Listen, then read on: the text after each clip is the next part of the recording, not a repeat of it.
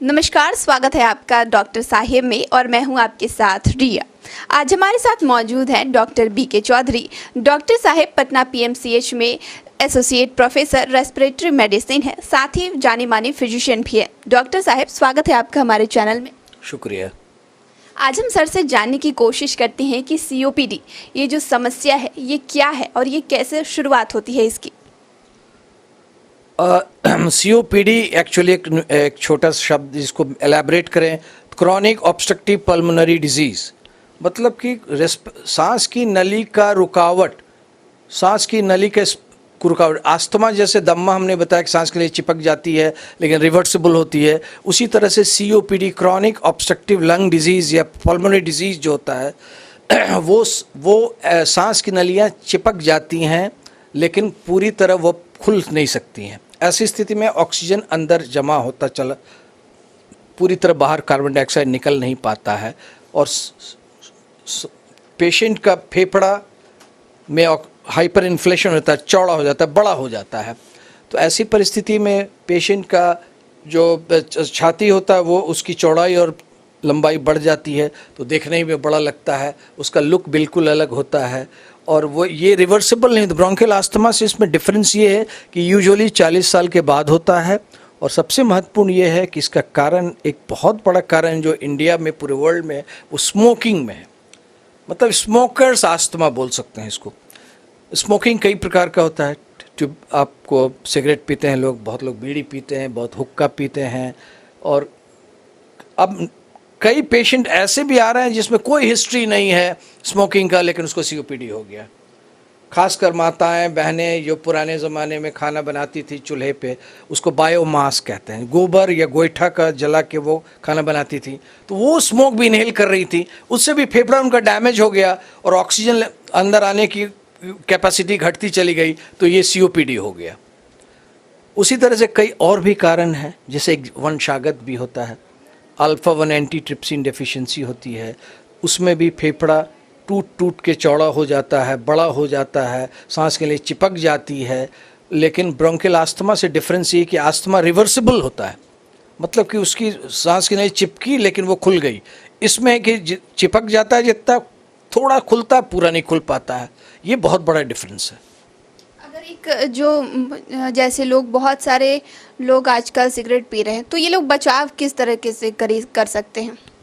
देखिए, पहले तो हम लोग ट्रेन करें उनके दिमाग में। ये बहुत महत्वपूर्ण सवाल आपने पूछा है कि पूरी दुनिया में स्मोकर्स की संख्या इतना ज़्यादा है, इंडिया में ख़ासकर बहुत ज़्यादा है। स्मोकिंग को हम लोग किसी तरह से, स्मोकिंग के हैबिट, उसकी स्मोकिंग की क्लिनिक चलती है, वो टोबैको कैसे छोड़ा जाए, स्मोकर्स को ये ट्रेन किया जाए कि भैया तुम सिगरेट पीना बंद करो, तुम बहुत डैमेज हो रहा है तुम्हारा लंग, तुम्हारी लाइफ घट जा रही, तुम और भी लोगों को, पैसिव स्मोकर हैं, तुम्हारे धुआं से दूसरे लोग भी जा रहे हैं, तो उसको पहले समझाना है।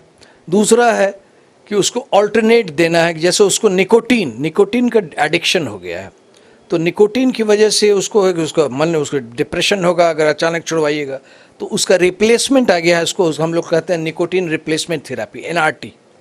तो उसका च्युइंगम आ गया है निकोटीन का, उसका पैचेस आ गया है, उसका स्प्रे आ गया है, ये सारा आ गया है, तभी भी पेशेंट नहीं छोड़ पा रहा है। तो आजकल दवाएं आ गई हैं, ब्यूप्रोपियोन नाम की दवा आ गई है जो 150 mg की सुबह शाम एक वीक हम लोग 6 से 8 सप्ताह खिलाते हैं, लेकिन उसका एक साइड इफ़ेक्ट है कि हेडेक उससे बहुत होता है, या किसी चमकी वाले मरीज़ में ब्यूप्रोपियोन नहीं दिया जाता है, तो वो भी मार्केट में उपलब्ध हो गया है। मेन काउंसलिंग है, स्मोकिंग छुड़वाना है। स्मोकिंग सरकार की तरफ से बहुत सारे उपाय किए जा रहे हैं, पब्लिक प्लेस पे फाइन हो जा रहा है। Smoking is the biggest culprit. उसकी वजह से सिर्फ सीओपीडी ही नहीं, ब्रोंकोजेनिक कार्सिनोमा भी हो रहा है, हार्ट के पेशेंट्स भी हो रहे हैं। सीओपीडी तो इतना ज़्यादा कॉमन हो गया है कि अभी 3rd commonest cause of death हो गया वर्ल्ड में। जैसे पहला कारण है अभी इस्केमिक हार्ट डिजीज, मतलब हार्ट अटैक, दूसरा है कैंसर, और तीसरा पर सीओपीडी आ गया, क्योंकि स्मोकर्स की संख्या इतना ज़्यादा पूरे विश्व में है। स्मोकिंग को ख़त्म कराना है, लोगों को जागरूक बनाना है। तो बहुत सारा मुहिम हम चिकित्सकों का, समाज का, सरकार का सहयोग मिल ही रहा है। हम लोग ऐसा कुछ नियम बनाएं कि स्मोकर्स को जितना कम हो स्मोकिंग करें, तभी जाके कुछ हो सकता है, नहीं तो सीओपीडी के पेशेंट की वजह से देश का भी बहुत नुकसान हो रहा है। मॉर्बिडिटी, मोर्टेलिटी, मतलब बहुत सारी उसकी को एग्जिस्टिंग बीमारियां हो रही हैं, डेथ हो रहा है, उस पर खर्चा सरकार का बढ़ रहा है बहुत ज़्यादा। तो इसकी वजह से इकॉनमी पे, देश पर इकोनॉमिक बर्डन है सीओपीडी। इससे लोगों को जागरूक करके स्मोकिंग से दूर, आजकल हुक्का भी पी रहे हैं लोग। एक हुक्का एक सेशन का मतलब 100 सिगरेट के बराबर है। और कोई भी सिगरेट पी रहा है तो 20 सिगरेट रोज अगर पी रहा है 1 साल तक, इसको 1 पैक ईयर बोलते हैं। और 20 पैक ईयर पीने के बाद उसको सीओपीडी हो जाता है। ऐसा नहीं कि सारे स्मोकर्स को हो जाता है, 50% स्मोकर्स को सीओपीडी हो जाता है। अगर बात करें कि इसके स्टेज कितने होते हैं और ये कैसे स्टेज में खतरनाक हो सकता है? नहीं, खतरनाक तो ये कई स्टेजेस होते हैं इसके।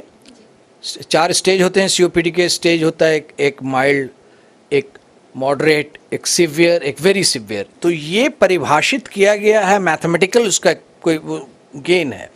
जैसे हम स्पायरोमेट्री टेस्ट करते हैं। स्पायरोमेट्री मैंने फूंक के एक मशीन में पूरी ज़ोर से खींच के फिर फूंकना है। मशीन बताएगा कि आपके अंदर से कितना हवा निकल पा रहा है।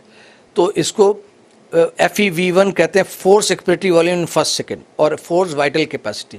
तो होता क्या है कि अलग अलग डिग्रियां हैं। 0.7 से कम हो जाता है तो सीओपीडी हो जाता है। अगर वो 80% से कम हो गया तो माइल्ड हो गया, 50 से 80, 50 से 30 हो गया तो मॉडरेट, तो सीवियर हो गया, और 30 से नीचे आ गया तो सीवियर, वेरी सिवियर हो गया। तो ये 4 तरह का होता है। जो वेरी सिवियर होता है उसकी प्रोग्नोसिस बहुत ख़राब है, वो कल को रेस्पिरेटरी फेलियर में चला जाता है, बार बार एडमिट होना पड़ता है, उसको ऑक्सीजन देना पड़ता है। तो इससे ये बहुत बड़ा इकोनॉमिक बर्डन है देश के लिए, जो प्रिवेंट किया जा सकता है। इससे मैसेज है मेरा लोगों को, तो आप स्मोकिंग करना छोड़ें। नहीं छोड़ सकते हैं तो हम लोग मदद करने को तैयार हैं, क्योंकि हम लोग इस पर एक अलग से स्पेशल कैंपेन भी चलाना चाहते हैं कि स्मोकर्स को बिल्कुल स्मोकिंग छोड़ देना चाहिए, क्योंकि इससे बहुत सारी बीमारियां हो रही हैं।